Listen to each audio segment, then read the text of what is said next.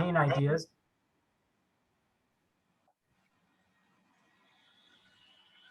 I want to first introduce our campaign consultants who are joining us on this Zoom call. That's Michael Davey and his wife, Whitney Davey. Maybe they could wave. So they've been helping us with this campaign idea, and they're going to help us today so that I don't mess things up on the Zoom call. So we're glad that you joined us. This is the third session that I've had with coordinators and workers and helpers from the retreats, just to give you a sneak preview about this idea of our fundraising campaign and potential building and renovation project. I just wanted to make sure that you all, who are so important to De Montreville, that you are the first ones to get a sneak peek at what we're looking for and what we're planning. So today's session will be very brief. I have a brief slideshow that will give you some basic information about what we're doing and what we're planning. And then there's time afterwards that'll take about 10 or 15 minutes. And then if you want to stay on the line, you're welcome to stay on the line and ask questions or have a conversation. There's plenty of opportunities for that. And you just stay on the line as long as you want, as long as you can. So I think I will start now with the slideshow. And I'm going to see if I can figure out how to do this. I'm going to minimize my screen. Can everybody see the slideshow now? Mm-hmm. Okay. So we've been working, De Montreville, myself, and our board of directors and board of advisors have been working on the idea of a capital campaign. We've been working on this probably for the last 6 months or so, since last fall, with the help of Whitney and Michael Davey. And I want to share with you some of these ideas. And let me see if I can get this. Here we go. The purpose of the campaign is to celebrate and honor the 75th anniversary of the Retreat House, which was founded in 1948.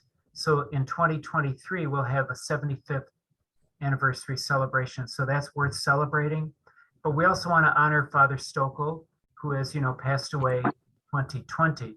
And we want to have some way of honoring his memory and his 58 years of service at De Montreville. Those are the two main reasons. Now, let's see, here we go. So the background for the campaign is the simple reality that our houses at the retreat center at De Montreville are wonderful, these colonial houses, but they were built in the 1920s and they're starting to show their age. They need some attention, mechanical, electrical, foundational plumbing. And we thought we need to do some updating, making the houses a little bit more comfortable, maybe more accessible to some older men and more appealing to the younger generation who are accustomed to a little bit nicer accommodations and less sharing of bathrooms. So we did a survey of many of the retreatants, sampling of our retreatants, about 300 men, and we found out that this is a pretty popular idea to make the houses a little bit more inviting, comfortable, and appealing to the younger generation. So let me see if I can, I apologize, I'm moving the slideshow back and forth. So if we're going to do renovations to the houses, the 6 existing houses, it would primarily involve adding bathrooms to those houses and doing some mechanical things, updating. So if we add bathrooms, we will eventually lose about 10 bedrooms in the 6 houses. So to compensate for that and to keep our capacity at 72 at De Montreville, we would build a new house to accommodate for those 10 lost bedrooms. That new building would be, at this point, we're looking at a building across from the main entrance, which would be next to Campion. There you can see it on the map. That new building, which looks like it has 3 little sections to it. And I'll talk about that, what that new building would look like. The estimated cost of that building is at this point 3 million. So the new house, here's a architectural view. This would be from outside the carport there. You'd look into this new building, 9,000 square feet. It's all on one level, so there would be no stairs. It would have 10 bedrooms, each with a private full bathroom. And as you could see from the design, there's a nice covered porch by the front door, the front entrance. So a nice covered porch, kind of like the carport. The building would have the same style as the main building of the retreat house, the same kind of a pitched cedar shake roof, stone, and tall windows. It would be, this building would have a main entrance lobby that you see there on the left, and then it would have 2 bedroom wings. Each wing would have 5 bedrooms. There would be a basement added as well. So the addition of bathrooms in each building would be one of the main parts of the renovation. So for example, you're looking right there at the Regis house. We would add bathrooms to that building. We'd add air conditioning to Regis, Loyola, and Manresa. We'd update mechanicals, plumbing and electrical. We'd update some furnishings. And those renovations to the 6 buildings would cost about $5 million. Now, I can just explain that these renovations are going to be in 2 phases. So the first phase would be that new building. That would take a couple of years. And then the second phase would be the renovation of the existing buildings. That would take another several years to complete. So this is a 2-phase project that would extend over the course of several years. And the goal in all of this, the renovations, is to preserve the building's original and distinctive historical character. In other words, we want to keep the architecture and the layout of the buildings and bedrooms as similar as possible to where it is now, so the guys will not necessarily lose their bedrooms. A couple of them in each house will be lost, but for the most part, guys will have their same bedrooms. We're going to try to restore the charm of the original houses and their designs. In addition to the new building and the renovations of the existing buildings, we're going to need to raise some money for to pay for the cost of the architectural designs, pay for our fundraising effort. We'll throw in a 10% contingency for inflation and all of that. We'll also do a few minor improvements in the main retreat house building, which was built in 1965. And so that estimated cost of the additional contingency, et cetera, would be around $2 million. So the overall capital campaign would raise a total of $10 million, would have 2 main building phases. And we're calling this campaign Legacy of Faith, Building Our Future.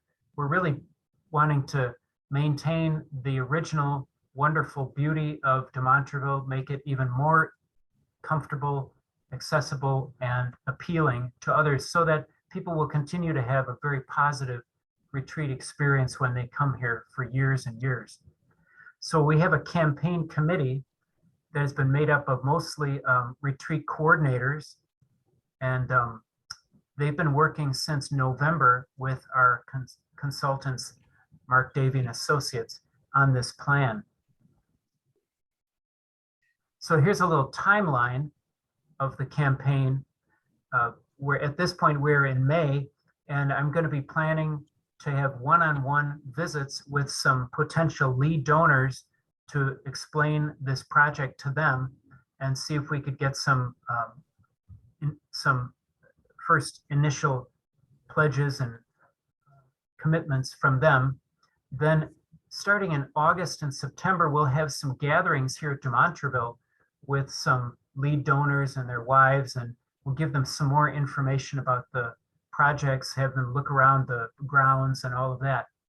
Then beginning in August, what we're going to start doing is have packets of material information available that we will give out each Sunday when the retreats are finished on Sunday evening. So each group will eventually be given packets at the end of their retreats when they come here. And this way it'll be a slow rollout of the campaign to everyone who comes to De Montreville. So everyone will be given a packet of information and will be invited to participate in the campaign according to whatever their level of generosity is. So those packets will go out starting in August all throughout the year as the groups come in for their retreats. We'll also share these packets with the coordinators when they have their special dinners throughout the year. Finally, how can you help? How can any of us help? First of all, keep De Montreville and our campaign in your prayers. We really depend upon your prayers to help make this a successful project. You can also help by being ambassadors and encourage the men in your group to learn about the campaign and to be generous when the time comes for them to receive the information and be invited to participate. You can help them and encourage them to learn about the project.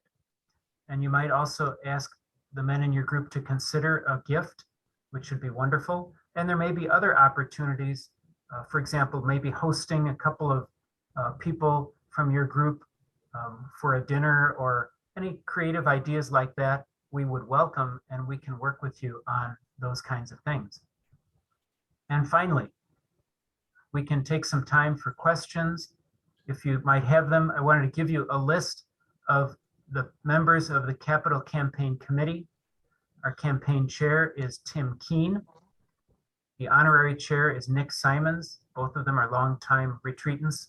And our campaign committee itself is made up of Jesse Foley, Kip Francis, Chip Furman, Dean Hilgers, myself, Mark Lukey, Father Aaron Malnick on the staff at De Montreville, Father Pat McCorkle, Mike Schmidt, and John Sundell. Really terrific people. We're very grateful for all that they have done so far. So that's the end of my presentation. And I